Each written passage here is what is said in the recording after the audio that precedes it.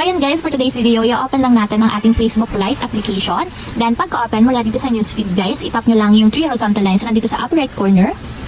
And then after nyan, tap natin yung ating profile name or profile picture. So para mapunta tayo sa pinaka-timeline or profile ng ating Facebook account. So mula dito sa timeline guys, hanapin nyo lang yung 3 horizontal dots na katabi ng edit profile. So ito lang yung itatap natin guys.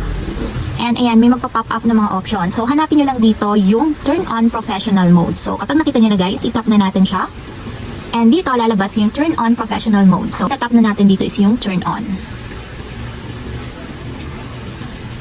And then, i-continue lang natin siya guys. Tap natin yung continue. And ayan guys, kapag okay na, i-tap na natin pabalik. And kung makikita nyo, and mapapansin nyo siya na naka-professional mode na. So, ganito yung itsura nyo guys. So, hindi naman siya nagkakalayo sa pinakang default na Facebook. So, ang pinagkaiba nyo lang guys, medyo hawig siya ng mga Facebook page na style or setup ng mga buttons. Katulad nito, nandito yung followers niya and then nakikita yung following. So, andito yung mga friends.